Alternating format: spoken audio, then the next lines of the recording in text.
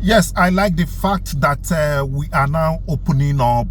We now decided to open up even the Northerners, some Muslims, Christians, everybody's now opening up. Forget that some group in the North are saying that they don't want to break up or whatever. Some people are opening up to say that if that is what will save lives, if that is what will make this country better, so be it. Because the way some people are taking this thing in terms of some, radical Islamic people, you are there doing your own, practicing your own religion, but you don't know that some people have a different plan altogether. That is why they see Nigeria as a very big cash cow. They need Nigeria as a cash cow that will sponsor many of their plans. So, but these radical Islamic terrorists, they believe that they can conquer Nigeria and subsequently conquer the whole world. The whole world is the target. That's why you see Israel, you see America, they have interest to know what is happening and to checkmate these people. Situation. This was probably about a week or two after I had made a video to tell you guys that Israel is definitely going to get involved in this, because Israel is going to stand a major risk if the terrorists of Nigeria are allowed to gain access to the oil wealth of Nigeria. Listen briefly to that video right now. Of all the three major tribes in Nigeria, Igbo, Hausa, Yoruba, the Igbos are the only ones who have staunchly, vehemently resisted the introduction and imposition and spread of Islam in their territory. They have resisted it vehemently. Till this day, Igbos make up 99% Christian or animist or traditional worshippers. And that's why they don't take Igbos for granted. They're going to plan well. They're going to use everything within their power, and they will invade, and they will hit, and they will hit from every corner and make sure that everything bows to them so that they can take.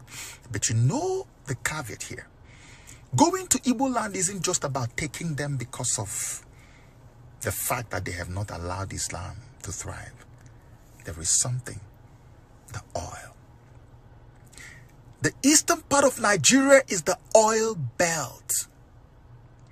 And everybody is scared that the moment they lay a hold on the oil belt, that Abuja will be the next one that will fall.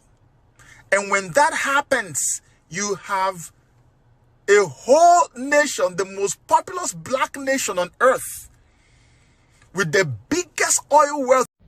Well, that is too bad. That is too bad. You are here doing your own religion, practicing your own religion. Somebody is somewhere else planning evil on how to, dominate and conquer other people. You see? So the thing is that these people that usually plan this attack and execute it, it's not that they are too powerful more than the Christians. But when somebody suddenly attacks when you are not prepared, that is how it usually happens.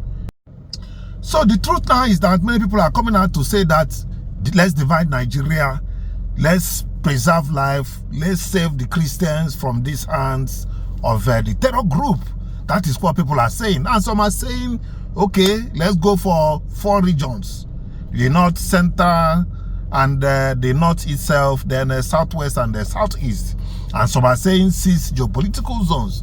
So that is it. But majorly the focus should be how we are going to, do these things so that it will not, affect people. People will not have issues. Some are even saying that let them not forget Ibanke people and Danyama people. They should be in the Southeast. And some are saying that is why Ned Woko is pushing ahead of this, knowing that there is problem. So a lot of things have happened in this regard.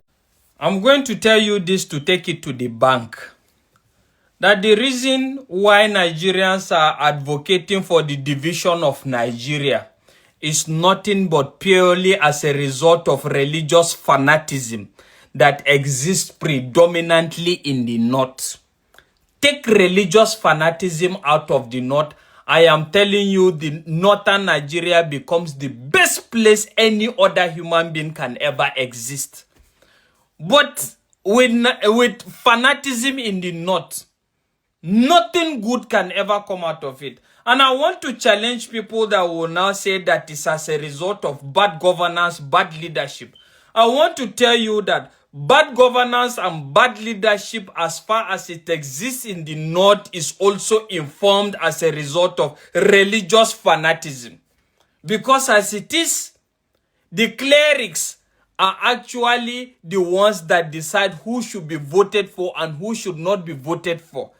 And it still falls back to, take it or leave it, you say some of the clerics are in bed with the politicians or whatever, but take it or leave it, even if they are in bed with the politicians or whatever, the fact is, common sense simply entails that a typical northerner should know that religious fanaticism should not be something to be entertained, whether it comes from a cleric, scholar, or a politician. So let's not downplay the reality with bad governance. The fact is, kick out religious fanaticism out of the north and everything becomes equal. Don't blame people for agitating for Middle Belt. Don't blame people for agitating for Biafra. That is just the fact. Because when you look at it now, most of these atrocities are coming from the north and is informed religiously. It's religious inclination that have made the likes of them Shegumi to advocate for pardon for people that have unalived individuals, right? And it's the same religious indoctrination that tells you that a politician is Oga, is your head, and you shouldn't actually challenge him irrespective of what he's doing. It's the same religion that have resulted to Muslim ticket. It's the same religion that have told you not to rebel in regards bad governance and a lot of it. It's the same religion that have succeeded in idolizing or criminalizing people that are not of the same religious concept. Not tribe, not tribal affiliations. Because I will tell you that as far as the north is concerned, there's no tribal discrimination that you can actually pinpoint to a reasonable extent that is what is dividing people, despite the hundreds of tribes that exist in the north. But as far as religion is concerned, religion is the major principle. And what is my advocacy? My advocacy is, I would have loved a situation I advocate, you talk, I talk, and it's going to change a lot of minds, and everybody at a point in time will come to a specific page and a point of convergence that at the end of the day, all we require is good governance. But if I must tell you the truth, I don't tire. And every other person is getting tired. And it looks as if this is a solution that is going to require my generation and the next generation and other generation. So what is my advocacy? Allow everybody with his own concept to test the test of his medicine. That is why I'm saying when people are advocating, they need to go. Let them go. And people that are saying everybody must stay, nah lie. And let me tell you how a fanatic typically thinks in northern Nigeria. A fanatic in northern Nigeria believes that northern Nigeria belongs to Usman Danfodio. And it belongs to other people and that they reverence so much. That this is their land to conquer, and even the nation. And if you are thinking it stops as just conquering the northern Nigeria or Nigeria, it doesn't stop there. The fact is, a fanatic believes in this general concept that the world entirely must be conquered according to his fanatic ideology. That is to tell you it's an endless war. And me, I'm not ready for that endless war. I'll go do the one way I see result here. So any other person that is interested in giving these people a test of their medicine, I am in tune with you. I am in tune with you. Let's not be hypocritical. Just like I keep saying, I will not lie to myself. Remove religious fanaticism in the north, and the north becomes the best place, just like it used to be.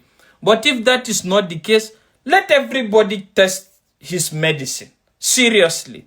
The fact is, all by now, by all of us, nobody lives here forever. Whatever you think they inform you, now the same thing where they inform you. That same madness where you think say you can acquire as a result of religious fanaticism, myself I feel acquire.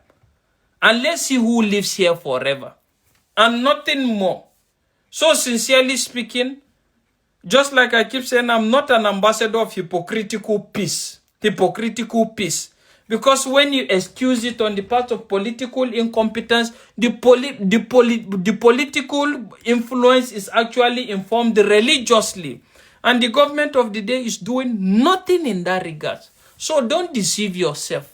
Whatever it is, the concept you believe you are going to pursue to ensure that you live in peace and your next generation live in peace, pursue it.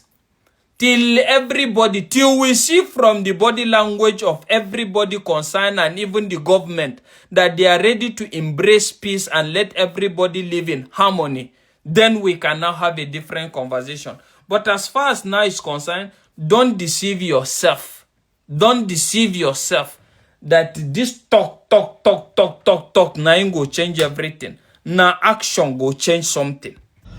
And like I said, we should always not forget the fact that some people from the north, are coming out to say the truth, the way it is, so that they have washed their hands of the evil that is happening. Yes, some know the truth and they are not happy with the truth. From this video you just watched. Terrorist group are Muslims. All the terrorists in the world. There's never been one Christian terrorist. One Christian group that come to attack people, raising, shouting hallelujah, or praise the Lord. There is no single one in the world. But when you go, Al-Qaeda are Muslim. Their leader, Saif Osama bin Laden, he's Muslim. Yes. Al-Shabaab, Muslim. Boko Haram, Muslim. Houthi, Muslim. Hamas, Muslim. Harakat al-Mujahideen, Muslim. Ansaruddin, Muslim. All the terrorists in the world are Muslim.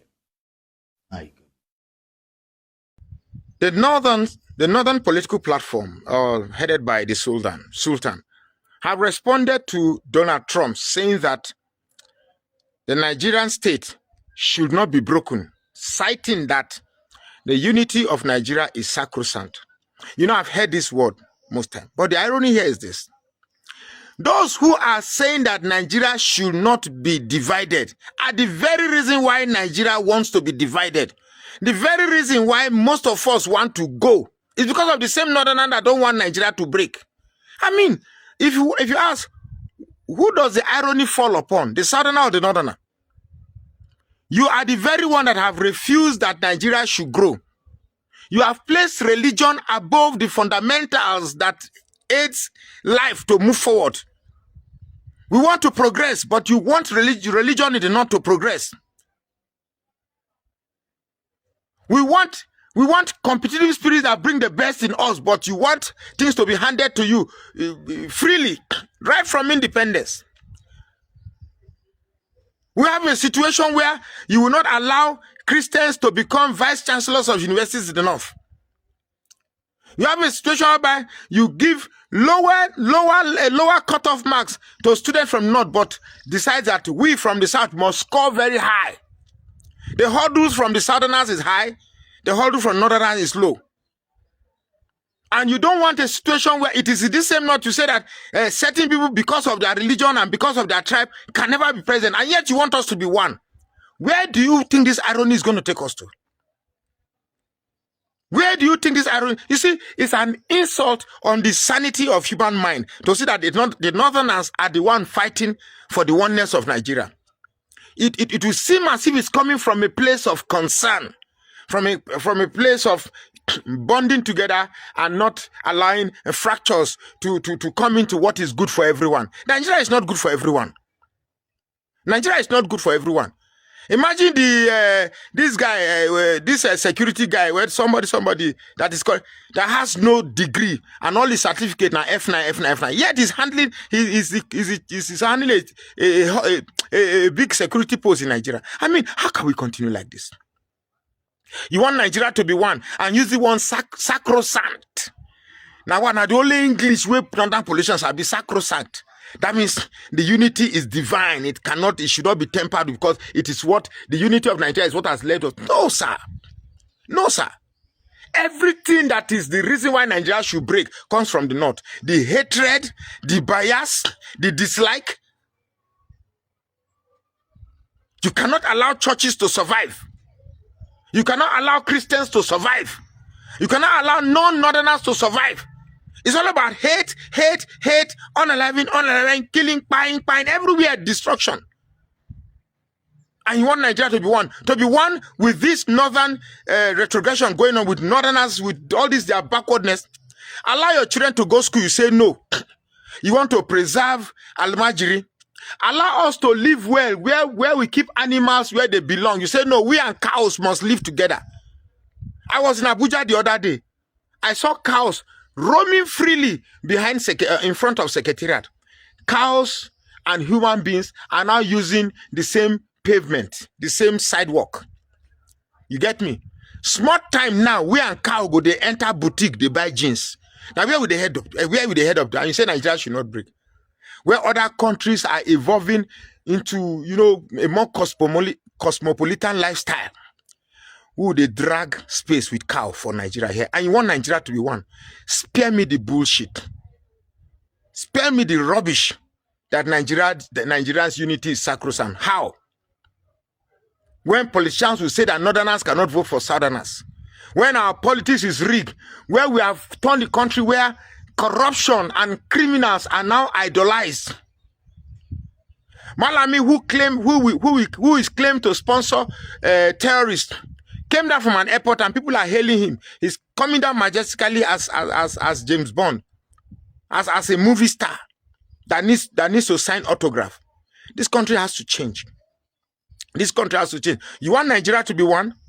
When you cannot tolerate, you cannot feel you are equal with other tribes and religion. How does that make sense? Please make it make sense to me like a 6-year-old. Nonsense. Don't provoke me. Don't provoke me. I'm so provoked to the extent that I want to believe that violence is not a monopoly of any tribe, religion, or region. You want to live in peace? Learn how to tolerate. We are the ones that bring people with vast education.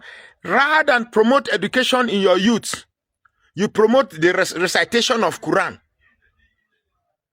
How does knowing the Quran from begin to end produce aeroplane or manufacture basic necessities that produce life? In the north, you place religion above human existence. In the south, we promote competition, progress, evolvement, and development above religion. We cannot live together. We cannot live together. And the fact that you place this religion above human existence, you wouldn't even allow people with a different culture or mentality to live their own life. You say your religion is number one, but you don't tolerate my ogogoro. I bring your ogogoro to your place, you break it. You bring my cow to your place, I tolerate it. It doesn't work that way. It doesn't work that way. If you are afraid that Nigeria should not be broken, or if you truly want Nigeria to be one, and you truly also believe that the unity of Nigeria is sacrosanct, then you have to learn to tolerate the people that are not from North with their culture. For instance, I'm not saying you should take my ogogoro, but allow me to take my ogogoro to your place, because I allowed to bring your cows to my place. Don't stay in a moral high ground that you are the one who is to decide what is good and what is bad. Ogoro is bad, but cow destroying places is good. Nonsense. You want Nigeria to be one. Unity of Nigeria is sacrosanct. Not true now. Abemona, get out, I beg. The truth must be told, and America is on the issue of Nigeria now. They are going to give America the options. They are going to give Donald Trump the options on how to do with Nigeria, so that there will be peace and people will stay on their own. Yes, I've told you guys that people are suggesting 4 states. Some are saying 3, some are saying 6. So, but these guys that knows us more, they know everything about Nigeria. I don't need to tell them anything. So they are on it. Anytime they brief Donald Trump, I guess we are going to hear it, and we are still going to, broadcast it. So, but the truth is that people are ready to go.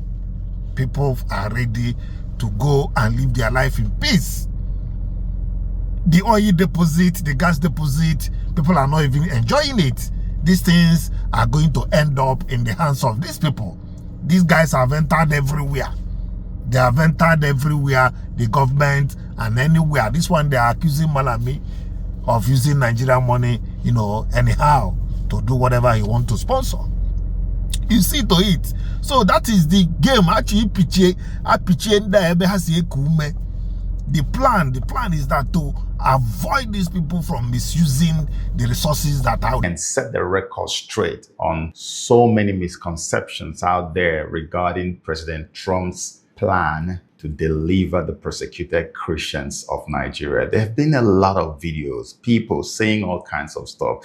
I've seen too many emergency political analysts or geopolitical analysts saying all kinds of stuff just based on certain templates that they were already used to. But understand this, like I always said, international politics is very fluid and it's not a one-size-fits-all kind of stuff. It's something that changes with time. And if you don't flow with the change, you're going to get carried away by what you are coming from. For instance, if you had an experience with a particular president of the United States of America, you might be standing the risk of translating the actions of the next president of America based on the experience you have with the previous president, forgetting that policy changes happen when presidents change. Okay? And there are so many other dimensions and dynamics that actually are not static. They are very dynamic. So you have to be flexible and dynamic enough to be able to understand what is going on. Now, let's come down to what has been going on. You know how that there has been a massive campaign, a massive outcry, in fact, global outcry against Christian genocide in Nigeria. You know how that started, how that Bill Maher, the American journalist and comedian, how that he raised alarm and then the thing caught fire all over the place and everybody started talking about Christian genocide in Nigeria, and all the madness that's been going on in Nigeria began to come out now because the mainstream media never reported any one of these things. But today, the rest is history. Everybody now knows about the genocide that's been going on in Nigeria for the better part of the last 15 to 17 years, if not even more than that. And nobody was talking about it in the media. All we've been hearing about was Palestine, Palestine, Palestine, Palestine. And the moment President Trump decided to step in, people began to claim that, oh, he's trying to come and take our oil, he wants to take our minerals and all kinds of stuff. And I've had to address that in the past. But now, let's cut straight to the chase, right? I want to give you a historical background of why we are where we are today. I want to tell you exactly what is going to happen and why what is going to happen is actually going to happen. Many people do not know where this whole thing started. You know that Bill Maher made a video and everybody started talking about the genocide, but you don't know what happened before that. I told everyone in one of the videos I made, I think that video needs to be showed. Maybe I'm just going to play that video for you to see briefly, so you can see how that I spoke about Israel's involvement. And just in the last week alone, a lot of people have now seen Israel has come out in the open and talked about this. In fact, the day the United States of America bombed Sokoto, the Lakurawa terrorist group, their base in Sokoto was bombed. The same day that Donald Trump ordered for the bombing of that base, that terrorist base, it was that same day that Benjamin Netanyahu, for the first time in his Christmas Day message, mentioned the Nigerian situation. This was probably about a week or two after I had made a video to tell you guys that Israel is definitely going to get involved in this because Israel is going to stand a major risk if the terrorists of Nigeria are allowed to gain access to the oil wealth of Nigeria. Listen briefly to that video right now. Of all the three major tribes in Nigeria, Igbo, Hausa, Yoruba, the Igbos are the only ones who have staunchly, vehemently resisted the introduction and imposition and spread of Islam in their territory. They have resisted it vehemently. Till this day, Igbos make up 99% Christian or animist or traditional worshippers. And that's why they don't take Igbos for granted. They're going to plan well. They're going to use everything within their power, and they will invade, and they will hit, and they will hit from every corner and make sure that everything bows to them so that they can take.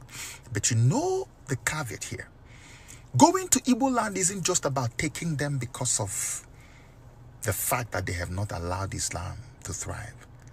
There is something, the oil. The eastern part of Nigeria is the oil belt. And everybody is scared that the moment they lay a hold on the oil belt, that Abuja will be the next one that will fall.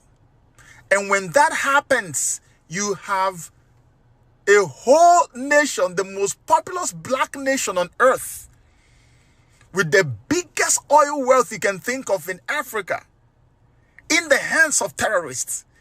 Do you see how quickly they will spread their extremist ideology across the continent of Africa? And how that they will now be able to fund serious attacks on Israel.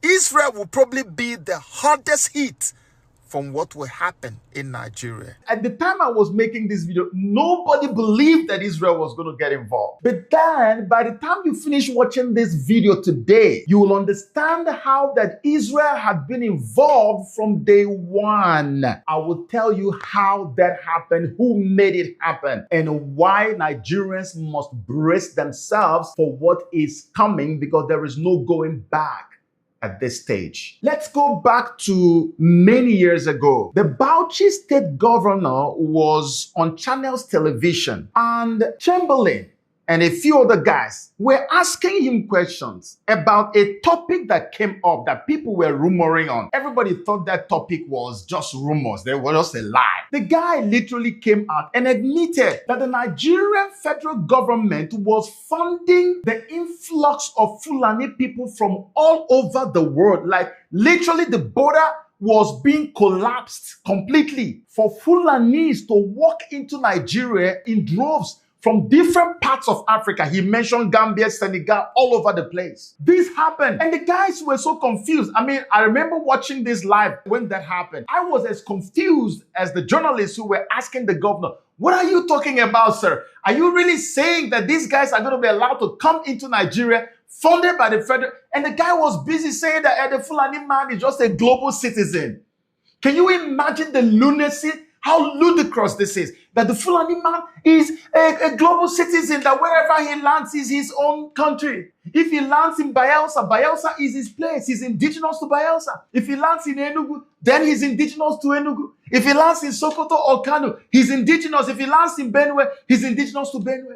Can you imagine this? This actually happened. And just so that we don't argue too much about this, I want you to listen. Just take a few minutes and listen to some excerpts from that video. I said there is a lot of mistrust and misconception with regards to the Fulani man. The Fulani man is a global or an African person. He moves from the Gambia, from Senegal, and his nationality is just a Fulani man. And as a person, I may have my relations in the Cameroon, but they are also Fulani men. I have relations because from the maternal side, I'm a Fulani man. And that is why we want to educate people. A Fulani man sees himself as a Bayelsan, as somebody coming from the Niger Delta, because he speaks the Niger Delta language, which you and I don't. And of course, we would have to just take this as part of our own heritage, something that is African, and that we cannot just close the border and say the Fulani man is just a Nigerian or this. No. In most cases, the crises are precipitated by those outside Nigeria. When there is a reprisal, it is not the Fulani man within Nigeria that causes it. It is that culture of getting revenge, which is embedded in the tradition of the Fulani man, that attracts reprisal from all over the If the I world. understand it, does that mean that those Fulani men who are maybe domiciled in other countries, who move around, they can come into the country and this plan will accommodate them as well? Yes, that's what we want to do. This is so mind-boggling. That's why I kept saying that if this video had come out at a time like this, I bet you a lot of people will say this is AI. It's not real, that there's no way anybody can be talking like this. That this happened. And guess what happened? Muhammad Buhari came to power May 29, I believe, 2015. By 2016, a program was launched in Nigeria. Guess what the program was? The program was called Operation Safe Corridor. Operation Safe Corridor is what we call it AKA Repentant Boko Haram or Repentant Terrorist Program. Repentant means that these guys created a program also funded by the federal government of Nigeria. A program that allows for terrorists, not just the Fulani now, not even the Fulani militia, terrorists that have come from outside the country and are operating in Nigeria, killing, maiming, decapitating people in Nigeria. They opened this thing so that through this so-called Operation Safe Corridor or Repentant Boko Haram program or the Repentant Terrorist program, they can be assimilated into a place that they claim they carry out rehabilitation for them. And every few months, they'll pour in hundreds of these guys into their place and then take them through some VIP entertainment program that they don't show everybody in the whole world to see. And when they are done after about a few months, maybe 2 months or so, they bring them out and call it graduation ceremony. And at that graduation ceremony, they have now been christened repented or repentant Boko Haram members or repentant terrorists. And that means that these same terrorists from outside the country who have so-called been rehabilitated are now allowed to be integrated into the Nigerian society where they didn't come from. And they are not just being integrated to move as normal people. They are told that they can actually fight for any political post in Nigeria. They can become presidents. They can join the police. They can join the military. They can join immigration. They can join any civil service position they want to join in Nigeria. In my short life on earth, I've never seen anything. And yet that program since 2016 has remained until this day. Even under Bola Ahmed Tinubu, they are still doing it. In fact, the governor of Borno State came out in the news and claimed that so far they have integrated over 300,000 of these guys. Killers who disembowel pregnant women, open their womb and take out their babies and kill the babies. Who rape like it is no man's business, who actually destroy Christian villages, chase those Christians out of their villages. The ones they didn't kill, they kick them out, and those Christians have now ended up in IDP camps. If not for the awareness that was created and America getting involved in this, many people didn't know that we had close to 6 to 7 million Christians that are living in IDP camps, and they've been living there for more than a decade, probably even 15 years. What happened to their homes? They have been dispossessed of their farmlands and their homelands. By who? By the same Fulani people. Remember, it started with the governor admitting that they were coming. As they were coming from outside the country, from all over, in their hundreds of thousands, if not millions. Where are they supposed to stay? They are now being resettled. And the only way they get resettled is by fighting to dispossess the original owners of the land, of their lands and their farmlands. And that's why they kept the whole idea of Christians in IDP camps so secret, tight-lipped about it. No media in Nigeria was allowed to report it. Mainstream media, which is in cahoots with these guys, was never allowed to report it. They kept it all quiet until this outrage, this outcry came up. That's why my brother and friend, Congressman Riley Moore, came with a team to Benue, and they found out on their own, no longer what we were posting and talking about. No, they went on ground to see. They said in one location alone, they found over 600,000 IDPs, internally displaced persons, all Christians. Imagine Plateau, imagine Yobe, imagine Taraba, imagine Kaduna, imagine Borno. And all this went under the carpet, swept under the carpet. Nobody said anything until the global outcry began. But why did the global outcry begin?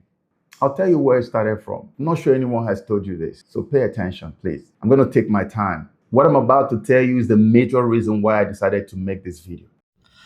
You see, these people, few people will just come and attack a whole village and succeed. Where do they get the sophisticated weapons that they are using?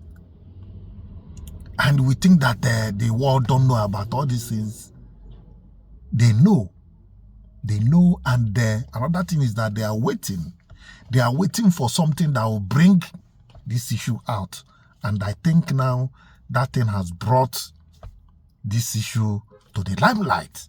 Nigeria has gold in high quantum, but the gold we have in this country, the money is not on table to be shared to all the states of the Federation. So Nigeria survives only on gas and crude oil. So the question our children are asking us from the South Nigeria, from Niger Delta, why is it that it is the resources of Niger Delta that is good for everybody in Nigeria, and some people retain their resources to themselves? The gold reserve in Zamfara and in some parts of this country is larger than the gold reserve in South Africa. South Africa is driven economically by the gold money. The gold money in Nigeria is left at the hands of the individuals who come from that area. And that is why where there is injustice, there is crisis. The crisis you have today in northern Nigeria is linked to the extraction of the solid mineral. That is why you have crisis everywhere in some states. So Nigeria government should ensure that there is justice. Yes, I have seen the video where Oshomole, Senator Oshomole in the House, where he was complaining bitterly that why is it that resources in the north are not being shared among the Nigerians, and yet mining is going on. If you have not seen them, I've seen them, and it's going on in the daylight like this. Mining of gold, other mineral resources being, tapped. But where is the money? Why is the money not coming to the table? That is the thing. And where do you think the money is going? Some people are using this money for a special agenda. That is the thing. And they are demanding for the free Republic of Biafra. Let the international community bear us witness. We are peace-loving people. We have come out to demand for the release of our leader, Mazen and Dekano. Free Mazen and Dekano now.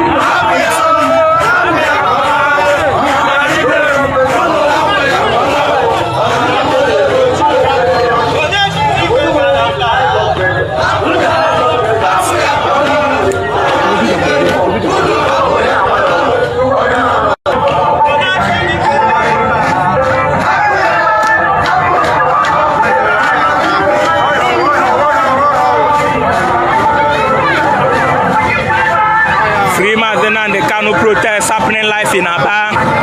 We are demanding for the unconditional release of our great leader Mazen and Dekano. He committed no crime known to law. Free Mazen and Dekano now. That is what we are demanding today, being the 20th of January 2026.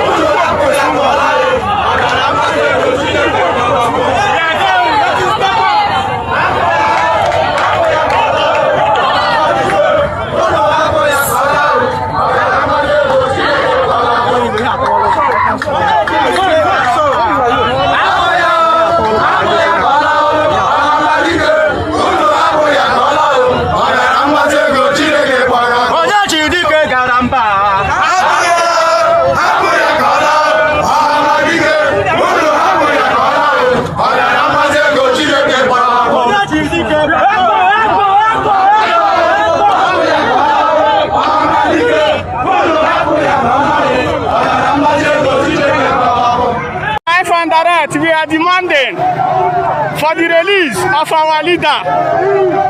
Yes. Something meeting is going on today, 20th of January 2026. The indigenous people of Biafra, they are protesting. What they are protesting is very simple. We are demanding. Today is a sad day for us, but also a remarkable day, a memorable day in our anniversary for those who was killed and slaughtered in cold blood day. What was their crime? They committed no offense. The only offense they committed because they stand firm to show their support to Mr. Trump, the President of the United States of America. That was the only offense they committed. We are here demanding the world should know IPOB are not backing down. Indigenous people of Biafra, we are not backing down. Not one day, not today, not forever. Our land must be given. No run, no run. No run, no run, no run. No run, no run. And our demand is still remain many things. We want justice for those being killed on that very day. On that very day, being 20th of January 2017. Those people we are killed on cold blood. We are here declare our own apologetic solidarity to the world for them to know we are demanding justice, for the world to know. Since 2021, injustice going on. All the injustice going on in zoo called Nigeria. Our leader's house was invaded on April 14th, 2027. More than 28 people go down. Nigeria government, APC government, killed an innocent and unarmed armless civilians. They shot them because they are demanding for their rights. Our leader was preparing to go to the court. Nigeria government invaded their home and killed more than 28 people. And we are here demanding the international community to make an investigation over the insecurity going on in Southeast. Many governors of Southeast, their hands are in the insecurity going on in Southeast. Our demands remains thorough investigation for the massacre of our people at Ugwecha, Port Harcourt, Hebridge, Onitsha. A lot of atrocity goes on that very day, 2017, 20th.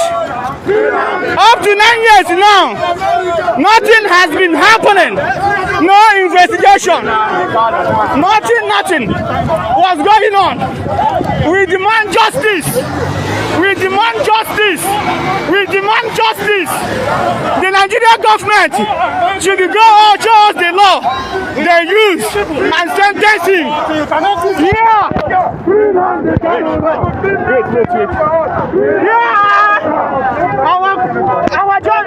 Yeah. Our demands. Easy. This is our demand. Easy. This is our demand.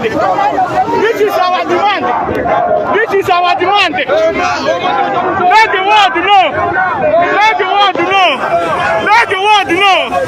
IPOB are not backing down. We cannot back down. Let the world know. This is our. Let the world know. This is our justice. This is our justice.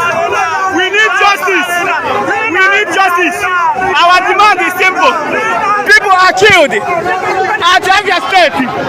People were killed at Imbo, at Imo State, Tiger Base. Our youth have, even at Imo State, all the eastern region in Imo State, our youth have been slaughtered at the Tiger Base. Here in Anambra, go to Lion Base. They have killed a lot of people. The atrocity in the old eastern region, southeast, is unbearable. Trump, we demand you to intervene. Set a culinary justice, ICC International, all over the world. We want the world. We not see the law. We not see the law. We not see the law. We not see the law. We not see the law. We not see the law. We not see the law. This is me, no faith in Zanga. Not a brotherly faith. No freedom, no peace. And I go, nobody fight again. If I let go, no freedom, no peace.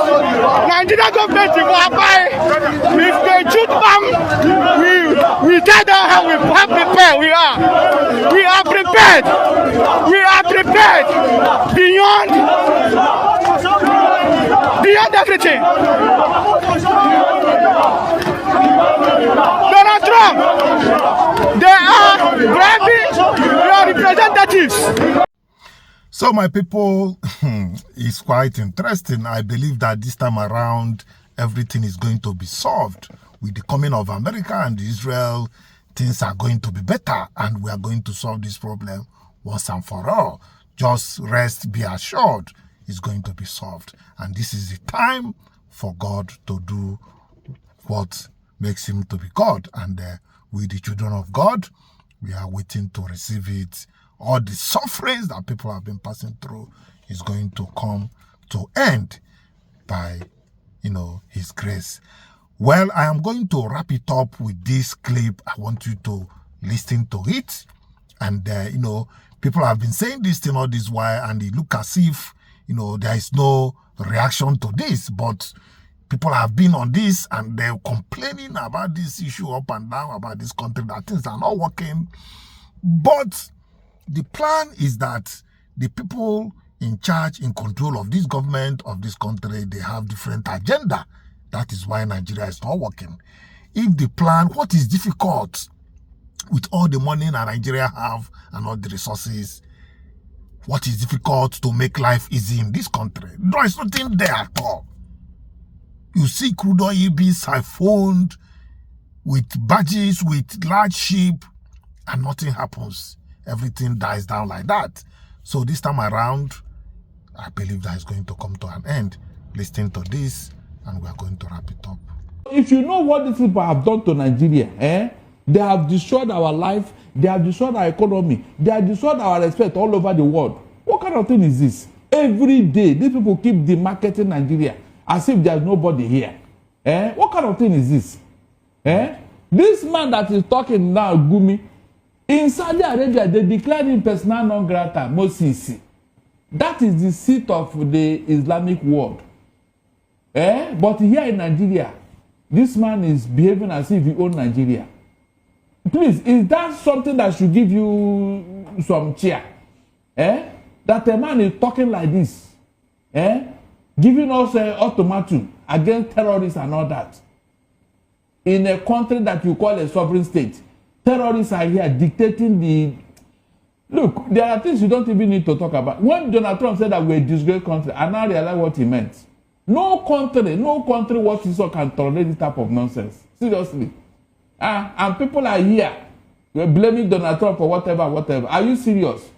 The man is so annoying that he had to come in by force. And Nigerian government and their ability, they are just there. If they have done the needful, will Donald Trump enter here? Why didn't he go to Ghana? Why did he go to Ghana? Very embarrassing situation that Nigeria have lost everything. We are not worth a penny now before the international community, and you are calling yourself a giant of Africa. In economy, in politics, in infrastructure, nothing. in democracy, nothing to show the whole world. And you are seeing here clapping. One man was making noise that he is growing the fastest political party in the whole world. I said, look at that. Look at that. The fastest political party in the whole world. Are you serious? What about the fastest growing economy in the whole world? The political party. Are there not people that are running into your party to save their head from EFCC for the crime they committed? Is there any other reason? Mention one person that entered APC that doesn't have a skeleton in their cupboard. Please mention one person. Let us start from there. That somebody will come into Nigeria, into America, and take part of America and sack the people there and take over the place. Can such a thing happen? When was the last time we had a battle suicide bombing? It hasn't happened. But it's happening here, and you are living with it. And you are still trying to give me excuses here. Barrister, nobody is giving you are trying to do that, and I will not agree with you. Donald Trump is putting America first. With this kind of behavior, look, no country dare touch America. Donald Trump, that DT, it means don't touch. Don't touch. DT. You're basically campaigning. I am telling you, I swear to God, if I have the power, Donald Trump, I will do more than him. Okay. Because this world will need a disciplinarian, because everybody is going gaga. Look at what happened in Tanzania. Because of election, one woman carried all the opposition and clamped them into detention. Is that democracy? Please tell me. Is that democracy? Such a place needs a disciplinarian to teach them a lesson. That's what I'm saying. These people that are disturbing us here, giving us ultimatum that if we Christians don't convert to Muslims, all of them will die, or they will be paying them due. This kind of thing, is it not annoying? Okay. If you have a government, will not behave like that? Will not behave like that? Let's touch on a few other headlines, still from first. Is Donald Trump threatening the whole world or some selected countries because of what they are doing? The whole of Latin America is powered by cocaine trade. The whole of Latin America, cocaine is their main trade. And Donald Trump said, look, you are shipping this into my country. And it's affecting. It's affecting my youth and everybody. Yes, we don't want it. How else will do you think Donald Trump is like Nigeria?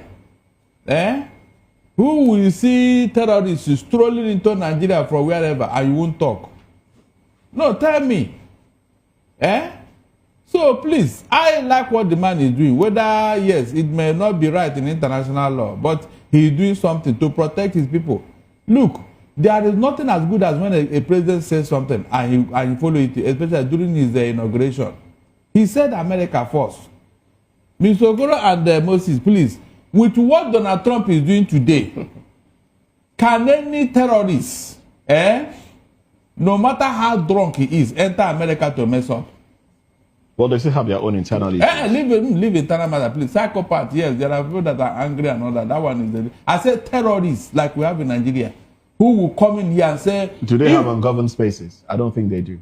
There are wide... No, there are issues. What do you mean by ungoverned spaces? All this defense is not enough, please. All this defense is not enough. No, it's not defense. We're having a conversation. Yes, I know. Look, there are wide life in America, wide spaces that are nobody. Are you getting on? But the fact remains that no terrorists can enter America and last for 24 hours. True or false?